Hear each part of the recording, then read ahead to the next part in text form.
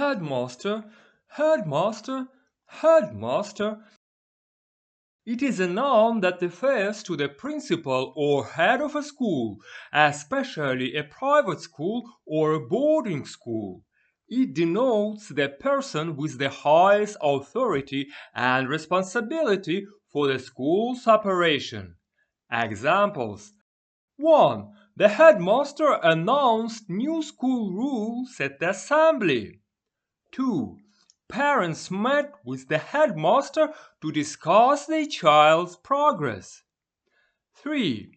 He was called to the headmaster's office for misbehaving. Now, how can we remember this word? The word itself gives us a big clue. It is made up of two parts, head and master. Head in this context means chief or leader, and master implies control or authority.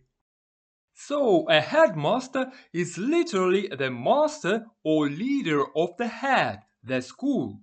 Hopefully this makes it easy to remember. Glad we could connect. Until later.